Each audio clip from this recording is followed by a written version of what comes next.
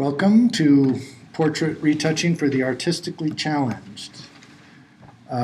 If you're very artistic and you can paint and draw, you usually don't have that much trouble retouching kind of the old school way. But for many of us who are not, that artistic, it's useful to know a few little tricks. Now, I'm calling this Portrait Retouching for the Artistically Challenged, not the technically challenged. So we're going to be using Photoshop in some pretty trick ways here. So it's not, this is sort of like, I would say, intermediate to advanced level Photoshop. You have to understand layers and blend modes and stuff like that. And I'm going to start with something that is actually more of a color correction issue, but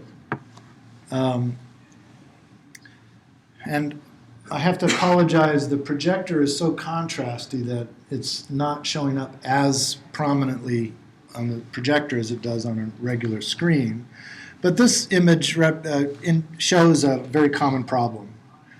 If you work in an environment where you're receiving files from others, like you work at a pro lab or you're retouching at a shop where there are different photographers submitting things, you may have noticed that sometimes you get images in where the skin gets too red. Now, this gentleman in real life does not look like this, and here in the picture it looks like he's, feeling no pain. He's got red nose, red blotchy chin around his mouth, and this is kind of it's a common effect of digital capture where if there's a red component to the skin, it gets overemphasized. And so it's useful to have a way to deal with that. Now the first thing I do when I see things like this, if I'm opening them up, very often they come in as Adobe RGB. And we can see at the lower left corner here of the sort of info display down here in the corner of the document window, I have it set to document profile. Normally you see document sizes down here, and it looks like megabyte sizes for the open document. You can just click on that little triangle and select document profile, and you get an instant read on what profile is attached to this document. This is a problem typically for images that are shot in camera JPEG. So if it's shot as a JPEG in the camera, oftentimes the user is given a choice in the camera settings whether you're going to shoot Adobe RGB and sRGB. And we've all been indoctrinated into choosing Adobe RGB because it's the bigger color space, right? And a bit more color is better, right? Well, typically the cameras actually are capturing in something that's a lot closer to sRGB than Adobe RGB. And when you just select Adobe RGB on your camera, you're just tagging that color space. You're not doing anything to the actual color the camera's capturing. You're just redefining it as Adobe RGB, and typically it makes files more saturated. Which may be fine for landscapes and things like that, but for people very often you get this extra red effect, this sort of almost like radioactive red, super saturated red, especially when you see it in the shadows like that. Surefire sign that this is not Adobe RGB, probably will look better as sRGB, so let's check it out. And to do that, we can go to the Edit menu and assign a new profile. So we edit, assign profile, and here's where we can try out different profiles. So the current profile is Adobe RGB. I'm going to switch it to my workspace, which is sRGB, and watch the color, especially in the bright red areas. Okay, so it's taking that glowing red thing out of the shadows. It's still red, but I would rather work with a file here than here. So just that one move, assigning what is in essence a better profile for this image, has solved a big part of the problem. So bear that in mind. Now, what we need to do now is figure out a way to somehow get rid of this red. And there's a very simple trick using the hue saturation adjustment. And if you encounter this problem a lot, this will save your life. It's so powerful and so easy to do. So I'm going to make a hue saturation adjustment at the top.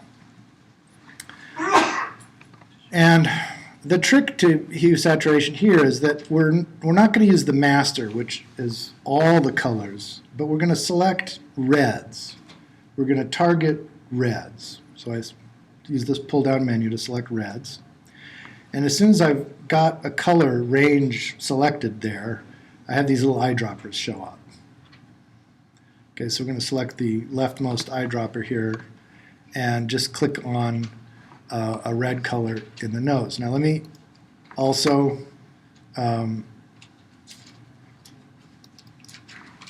bring the info panel up. So there's a little clue here about a proper skin tone, a skin color. On what we're looking for in a skin color is evaluated in the CMYK numbers up here. So I'm going to move the cursor into the image here and place it on this side of his face. Actually has a good skin color. So what we're looking for is magenta and yellow being closer together. So just reading up here in the CMYK.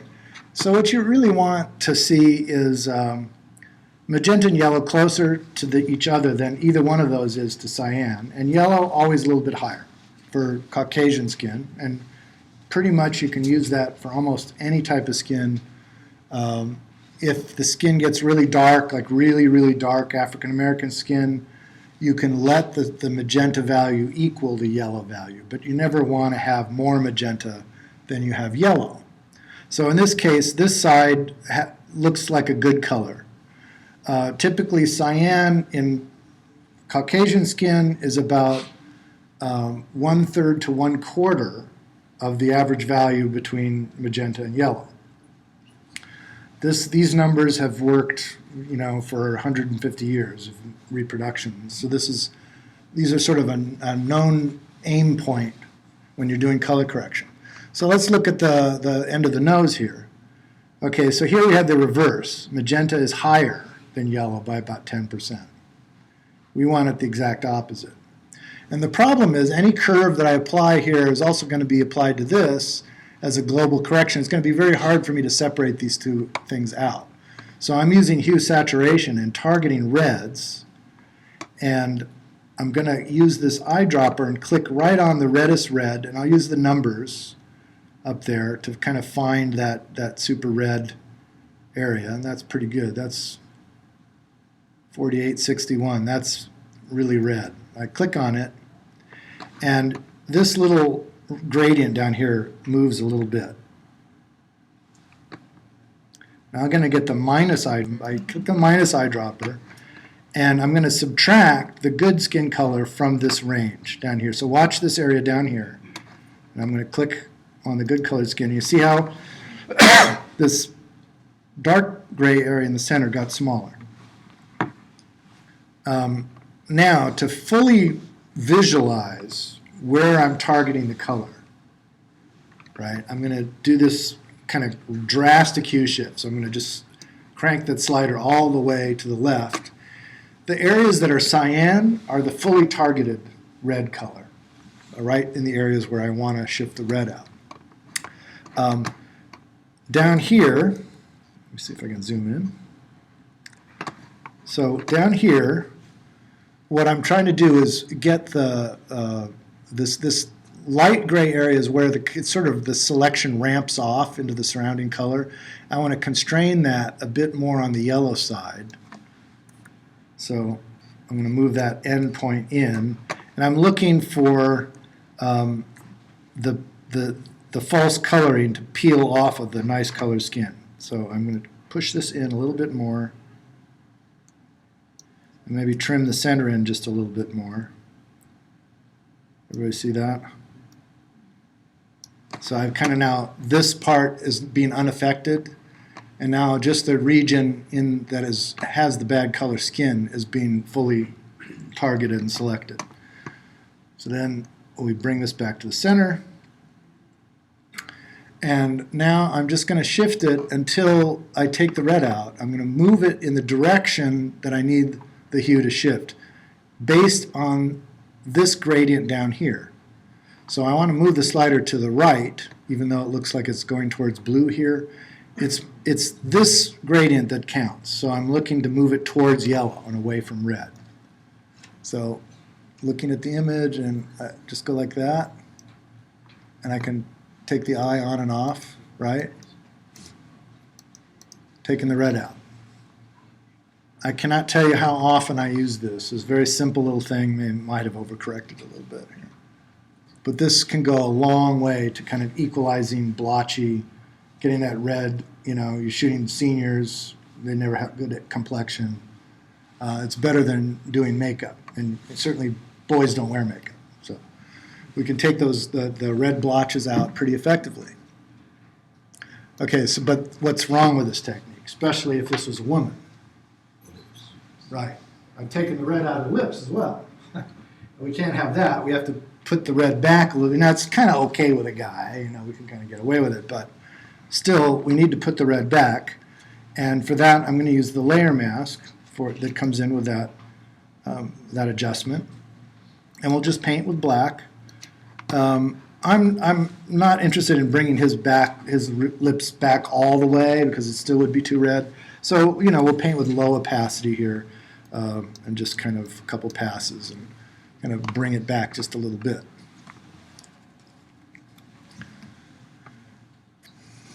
Okay, turn that on and off. You can see a pretty dramatic change, and it's really helped him out. Now, there's one thing that we might want to do. With men, I usually am not interested in really retouching out wrinkles, but maybe just kind of softening them just a tiny little bit. There's another technique that I've been working on to kind of help that out. I'm going to, to do this, I need to have an exact duplicate of these two layers in one layer. So this is a little trick to get the result of these two layers merged into a layer at the top. So I'll hold down the Option key and go into my layers flyaway options here. While I have the Option key held down, I select Merge Visible.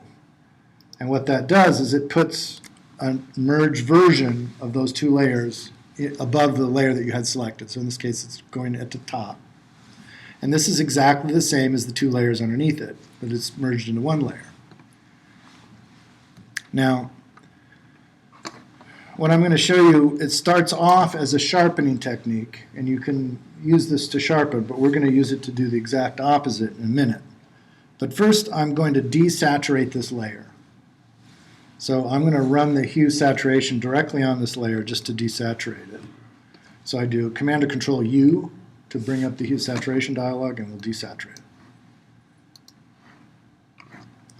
Then the sharpening approach uses high pass. We're going to go Filter, Other, High Pass. Okay. And what I'm looking for is just sort of maximum alligator skin here. If I use very high radius, it starts to look kind of like a regular black and white image. If I use too low a radius, it's just the tiny little edges that get emphasized. So I'm going to pick somewhere where I get the maximum kind of cragginess out of the skin. The texture of the skin really starts to come out. Kind of probably right in there. I don't want to get shading to show up, but just the texture of the skin, right? So I'm thinking probably right about there. Now, if I change this to overlay or soft light, I'll get a sharpening effect. So there's overlay. it's sharpening, right? It's kind of increasing the kind of contrast, right? If I invert this layer, I get a softening effect. So it's almost like a diffusion filter. It's kind of filling, sort of, it's inverted, and it's the areas that are normally dark. So let me just make this back to normal. So the areas that would normally be dark are now light, and when I apply that to the underlying layer as overlay or soft light, it has a corresponding effect. So the things that are lighter than medium gray, like the wrinkles, will lighten the already dark wrinkles underneath. So we're going to go back to soft light, and I don't want to apply it in things that should be sharp, so we'll mask it, and just painting with black into the mask, bring back the sharpness of like the eyebrows and the eyes. Things that should be sharp, we'll let them stay sharp. The teeth and lips, hair. All right, so this is a very, it's not, this isn't serious retouching, but it is a softening effect that can kind of lend a little bit of a subtle diffusion without it really looking like too furry looking, right? We're not actually blurring the image at all. We're just softening the shadows, the lines, the deep crevices, and the wrinkles around the skin. Okay. Got that? Any questions about that? You guys understand all this layer blending mode stuff? You got the hardcore people in here. All right. Okay, so here's another. And, she doesn't have bad skin. And, in fact, the kind of artistic retouching approach should be to get your retouching tools, like the spot healing tool, and just kind of go in there and just pore by pore, just really zoom in and kind of work it, right? But if you're like me, you get, it's like, all right, sorry, I don't have time for that. So I'm going to show you a different approach that's actually kind of interesting, but perhaps not particularly intuitive. So bear with me here. There's several steps to this. And I'm going to duplicate the background. And I'm going to run a couple of filters on this. And whenever I'm thinking about running filters, I'm thinking smart object. So that I can have smart filters and be able to undo them. And it also helps when visualizing the effect. If I have to tweak it after I've got the apply modes in place, I can do that if I'm using the smart filters. So let's convert it into a smart object.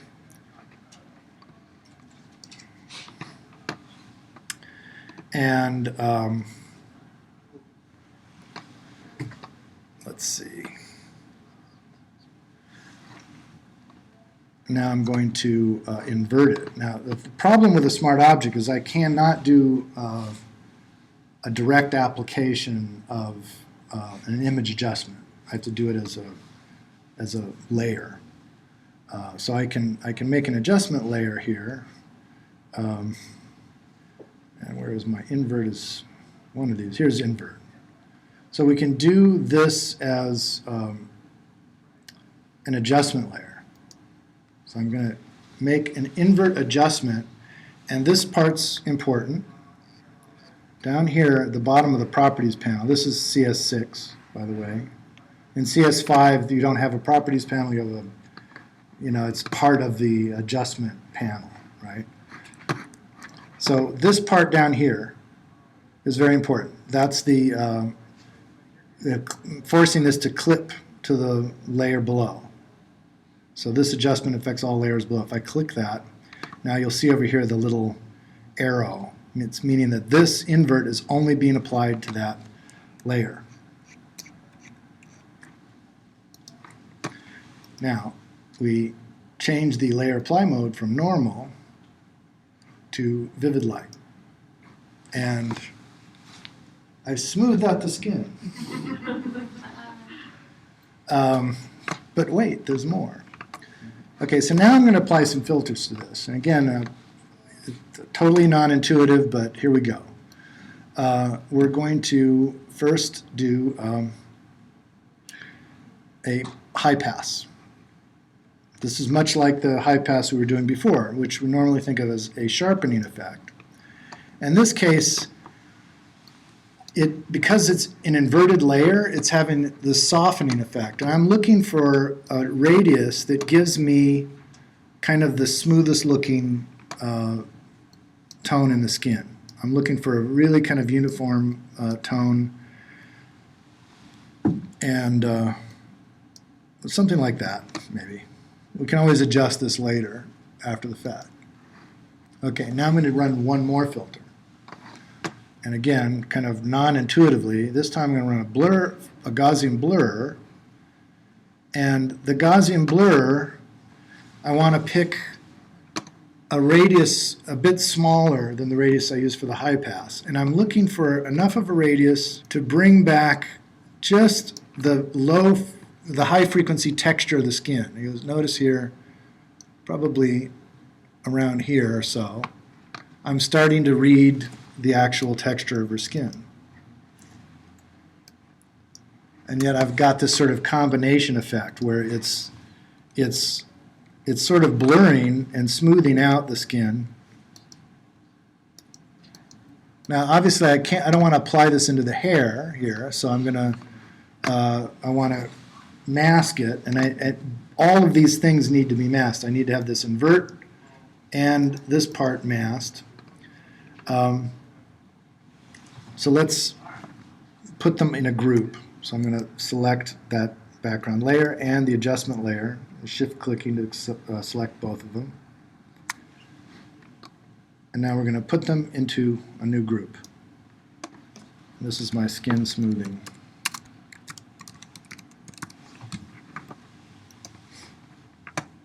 Okay, and now we can just hide it. I'll option click on the layer mask icon for the group, and I've taken those the two layers and all the smart filters as a one element, one group. I can mask, use one mask to control all of that. And let's just paint back in where we want the smoothing to be, which is just over the skin.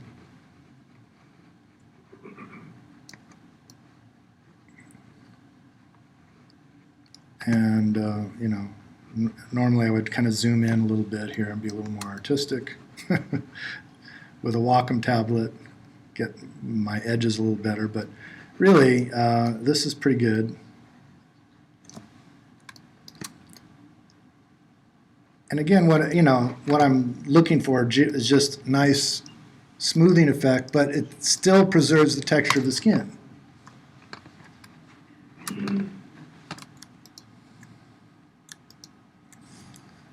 Right? So the idea is to make it look like you didn't do anything. Okay, now, I can always come back here and readjust certain things. So if I want a little smoother look in the skin, I'm going to attack the Highpass filter. So I just double click that, and it gives me this warning.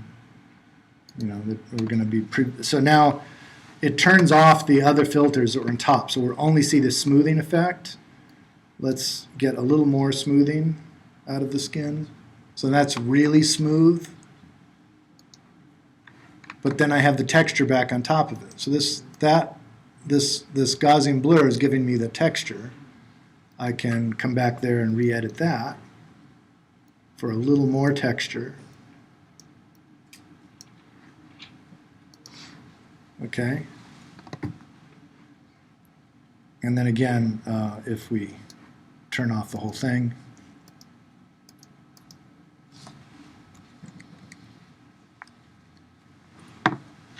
Okay, so I wish I could say I invented that, but I didn't. That was invented by this German photographer named Calvin Hollywood. That's his real name, Calvin Hollywood. He talks about Calvinizing his images. And that's for us lazy folks that don't want to work too hard.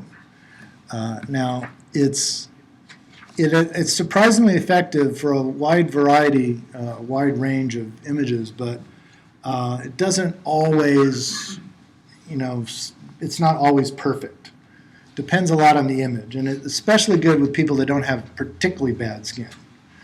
If you really want to redo somebody that has really kind of not as good skin, that's a little bit different. A different approach works better. So here we have a little bit more of a challenge. And this is my sister, by the way. I get permission to show the before picture. Usually you do this and you ask permission, and they go, no, you cannot show the before picture. Okay, so we can use the Calvin Hollywood on this, and it's reasonably effective, but it's not as controllable in some ways as a technique I'm going to show you, which is a lot more involved. So the Calvin Hollywood is really easy to do. You can even write an action that sets it all up and just kind of gets everything in place, so all you have to do is paint the mask. This one's a little bit more involved. It's called frequency separation. And okay, so this is how this goes. We're going to do copy the background again. Again, this is going to rely on filters, so I'm going to make a smart object. And this time we're going to do a Gaussian blur. And I'm just looking for enough of a blur to just take the texture, smooth the texture out. So it's sort of starting backwards. With the Calvin Hollywood one, we went for the big blur initially. This one we're doing it just to take the texture of the skin out, but leave everything else. All right, now I need another layer, and the other layer is going to have apply image command done to it, and so it can't really be a smart object. But normally, if this wasn't a smart object, I'd just duplicate this layer. In this case, though, what I'm going to do is use that trick to merge visible. So I'm holding down the Option key and selecting merge visible to get the merge version, which is blurry. And it's in the top here. And it's exactly like this smart object, but it's not a smart object. And so I can use apply image, and this is where the whole trick comes in. This technique's called frequency separation. So what we're doing is we're getting the sharpness of this image to go into one layer, and then we're using the blur layer to create the smoothing effect. It's sort of similar conceptually to the Calvin Hollywood thing. So we're going to do apply image here, and we want to take the background layer, which is the sharp layer, and we want to subtract the sharp from the blur. Nope, not add, subtract. Okay, and this is very important here. The scale, setting the scale to 2 and the offset to 128. The offset, if it's left at 0, the image will be mostly black. And what we need it to be is mostly middle gray, which for calculation purposes is 128. Okay, and then I'm going to invert this. And this now represents the sharpness that was in the image before we applied the blur. And I'm going to now use linear light blend mode. And it looks, these two layers now look exactly like the bottom layer. If I take the sharpness away, I've got the blur. Add the sharpness back. Together, these two layers are exactly like this underlying background layer. Now, the cool part of this frequency separation thing comes in treating the blur layer differently. We've recovered the sharpness of the texture of her skin. Now let's kind of like try to smooth out the overall, lumps and dimples and things like that, and the color. Try to get this smoothed out. So I'm going to come down here and add another filter. So we're going to do more blur, and this time I'll use a surface blur. And I'm really going for sort of maximum smoothness, and that's depending on both two things: the radius, which is like how blurry it is, and then how much of the image is blurred is determined by the threshold. If I use lower threshold, the blur does not extend as much into like the darker or lighter areas that are, you're averaging the blur out for just the areas of the skin. Does that make sense? It's hard to explain, but threshold here is determining how much tone has to change before it's seriously blurred. Just the way the surface blur is kind of unique in that you get a little better, it doesn't, like Gaussian blur blurs into the darker areas much more, and so you get much more reduction of contrast sort of effect. And this is just more of a surface smoothing, which is useful here. Okay, so now these two now look a lot different than what we had before. If I solo that background layer, that's what we had before. And there's the kind of smoothing with the texture. But because the texture is separate, so this is the texture, right? And this is the smoothing. I can do little edits and things to the texture. So, for instance, one thing that I can do, and I'm probably not going to finish this whole retouch here in the time allowed here, but one thing I can do is I can add a layer on top of this to control just this texture layer. So again, we want to create a clipping mask. So one shortcut is to hold down the Option key when you click on the new layer, and you get new layer options. And this is going to be, we're going to lighten the wrinkles. Okay, and we want to make sure to use this. Use previous layer to create clipping mask. Okay, and then I'm going to apply this in lighten mode. Okay, so you can see the little arrow means this layer is now just applied to this layer before this layer is applied to the underlying layer. And the trick here is to get 128 medium gray. So I make sure it says 128. And I'm going to apply it in very low opacity first. And just paint into that empty layer over the things that I want to lighten up. Now, it doesn't look like I did too much, but can you see that? I'm essentially covering up the darker parts of the texture in that layer with a little more gray. Again, I'm really trying to avoid doing as detailed work.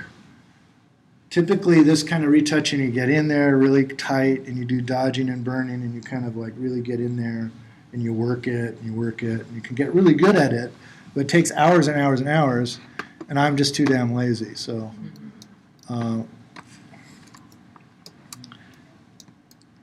and I'm only lightening. So the things that are already lighter, like there's lighter texture in there, I'm letting that stay, and that helps preserve the quality of the skin, the actual texture of the skin.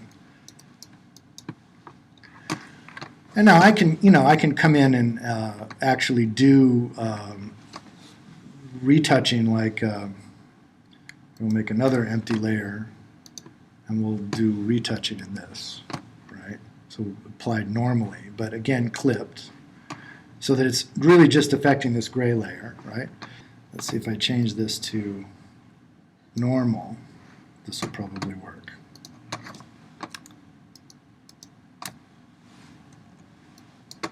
Yeah. So I can come in here and actually do retouching in this layer to cover up some of the defects in the texture layer that I want to get rid of. And it's then I have to turn this back to linear light. And I can remove the defects that way, but they're separated from the color and the smoothing of the skin. So it makes it easier to kind of keep it, deal with it as a separate issue. That's why they call it frequency separation. So this is the high frequency of the texture of the skin and the little kind of very fine line kind of stuff, and then the macro shape of the skin is in the smooth layer. We've sort of smoothed it out. And again, we have to group all this stuff and put it into a group. And we'll call this skin smoothing.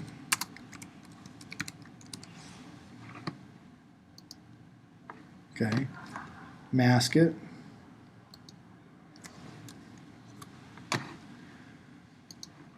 And paint it in where we want it to be applied.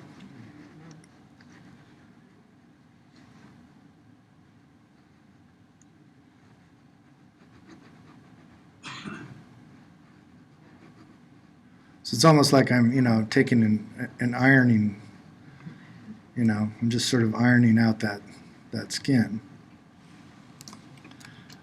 This is great for freckles and the turkey neck.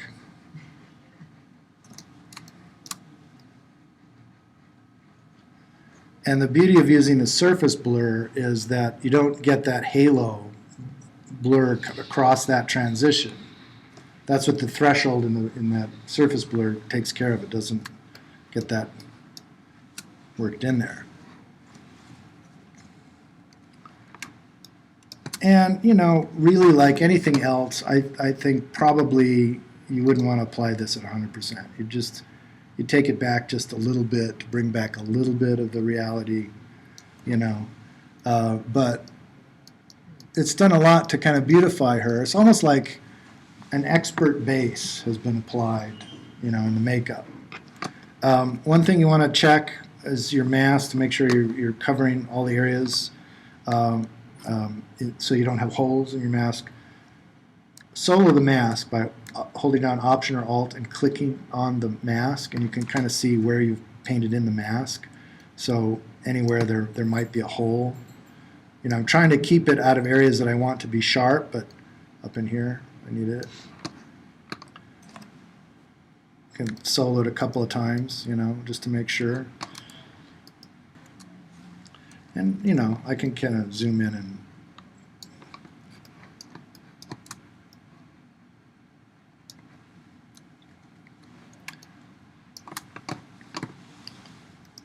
again, if I wanted to, because all of the smoothing is happening in this layer, and there's smart filters.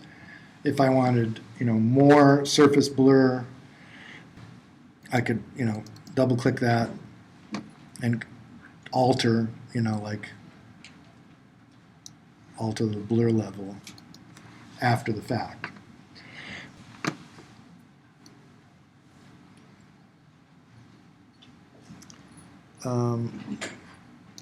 Another thing that you can do, since the texture is on top, we can work underneath the texture to play the highlights with without messing with the actual texture of the skin. So I can literally put a layer in here to hold, and I'll just sample highlight color, right?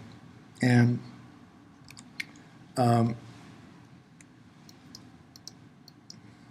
just sort of even out the highlights here, or put the George Horrell nose highlight.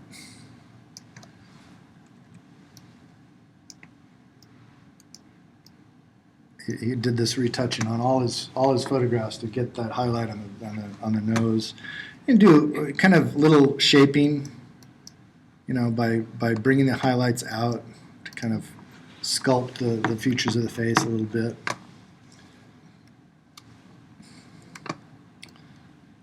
Okay, that's not too bad.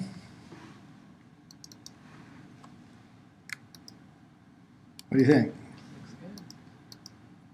Without like overdoing it, it's pretty decent. Not, and also normally, you know, high-end retouchers are going to work pore by pore, and yes, you do a really amazing job and it looks really completely invisible, but who has the time?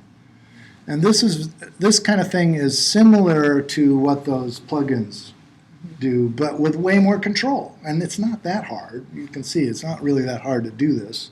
And in fact, you can write an action that sets up your layers so that you don't have to do that from scratch every time. Let's see, you know, the only other thing here I might do is, you know, retouching on the eyes. That's a separate issue. We'll make a layer for the eyes here. Oops. She has kind of red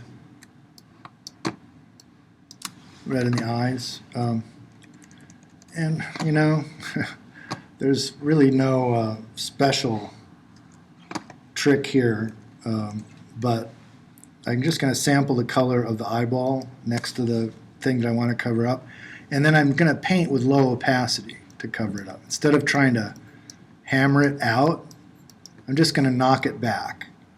Sample and just sort of paint low opacity and knock it back without trying to completely eliminate the red. Same thing over here. Sample, just sort of knock it back. And you have to kind of, as it rolls over, and you've got to preserve the darkness on the outside because it's the shading. So you have to just sort of constantly sample and just paint over. But sample from the area closest, right? You never want to take it out completely. Another thing that sometimes I like to do is actually enlarge the pupils. There's two schools of thought on this. One school of thought is have the pupils be really small so that you see the color of the eyes. Psychologically, they did a test in some psychology program where they showed the same set of pictures to two different groups and randomized which one had been retouched with the pupils larger. And they had a very consistent response from showing people two sets of pictures. People would always pick, or they'd always describe the people with larger pupils as more friendly, more, you know, they seem to be more pleasant people. I like that person better. And the only difference, you know, was that one set of pictures had the pupils retouched bigger and the others had smaller pupils. Nobody could tell them what it was about this picture that made them feel that that person was friendlier. But it was the pupils being a little bit larger. And that's a response that we have. We are more inviting. We're inviting the presence of that person in when our pupils dilate a little bit. So if you do it a little bit, I think it can be quite effective. So, you know, typically what I'll do is I'll get the elliptical marquee tool and I'll kind of go in the center of the pupil And if you hold down Option, it'll draw the ellipse from the center. And if you hold down Shift, it makes it a perfect circle. So I make it just a little bit bigger, right? Just a little bit bigger. And I position it, make sure it's kind of centered over that.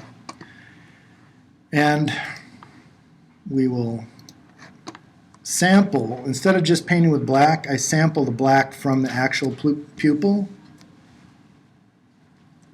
Okay, and I'm going to, in this case, I'm going to preserve the catch light because it's a nice catch light in this case. If I wanted, I could change the catch light, but I'm going to leave it alone because it actually works okay.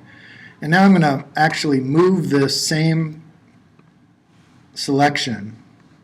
You know, any selection tool, I can just click in the center and drag the selection over. So now the pupils are the same size. That's kind of critical, right? And in fact, I probably should have done that in a separate layer, but we'll go ahead and do that again. Sample, paint.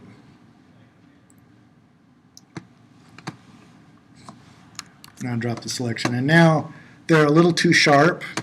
And I almost always prefer to do this by blurring it just a little bit. And we'll use, you know, usually kind of a little less than 1 pixel, depending on the resolution of the image. We'll kind of blur the edge a little bit, make it look realistic. And the other thing, that helps a lot is to work the little highlight that's under. We can see a little highlight under her eye here. That's the reflector that was placed because the nose light. We can kind of work that to extend it around and soften the edges. A number of different things you could do there. But one thing I like to do sometimes is I'll make like a dodging layer. So we'll make a new layer and put it in overlay or soft light. Let's use soft light. And let's fill the soft light with neutral gray, and I can use the dodge tool in this layer and kind of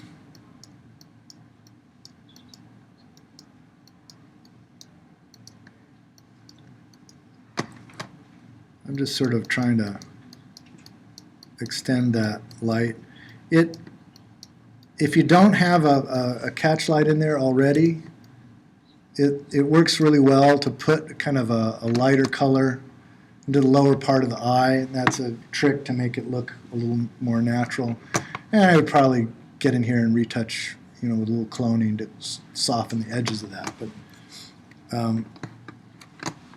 it's just maybe that's a little bit much, something like that. And turning those off. See, if you think about it, the larger pupils really does give it a little bit more of a, you know, more pop in the eye, you know.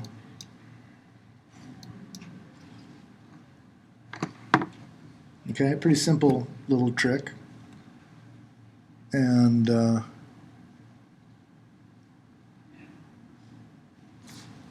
okay, I think that's good enough for now. I mean, there's the other standard retouching things still apply. If I wanted to go in there and actually, you know, maybe work around the lips, I'd probably have to do some cloning and, you know, what have you to really finish this off. But in a very short period of time, I've gone from here to here, and that's sellable. You know, that would help a lot. So, any questions on this? These are pretty new techniques, so you probably haven't seen that demonstrated before. No, I got 5 minutes for questions, and then we're going to party. So you know, everybody understood everything. Yeah. Have any question about anything that you are having a problem with, or you'd like to? Yeah. You should sort of smooth out the lips a little bit very easily. Smooth out the lips. Okay, so. Chap the lips there. Yeah, the thing that's working, she's got some bad makeup edges around these lips. Again, you could use this texture layer. I mean, I can run the smoothing over it. See, right now I don't think I have the. I think I'm not running the smoothing over the lips. Let's try that. I usually don't, but let's see if I can get what happens if I just run the smoothing effect over the lips, and reduces the contrast a bit.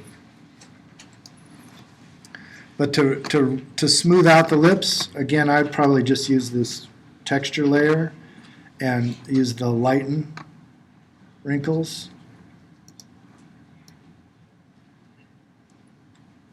Medium gray, I'm just trying to get 128 in there. And again, low opacity. I'm just going to brush that into the, and it's lightening just the dark. You don't want to kill the highlights, but I can kind of fill the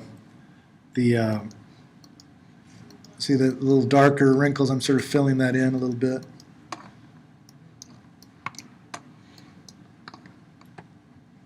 And then this stuff, probably want to, I could maybe zoom in a bit and use the dodging kind of thing. There are plenty of things where there's just no substitute for getting in there at pixel level and just kind of, working it.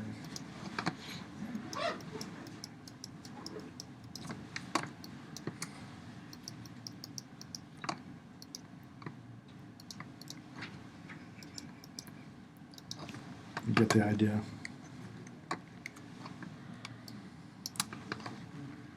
Let's see where we are with the background on that.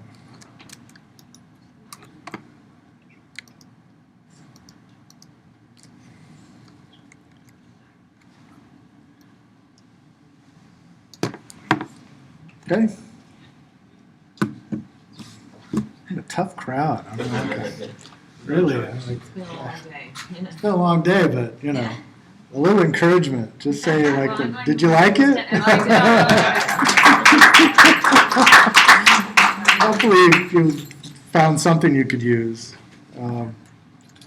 So I guess that's it. We're pretty close to our end time here, and then we have a reception going on in about 15 minutes, so Yeah. gives me time to Pack up. pack up. And I'll stick around, so if you want to come up here and ask me questions.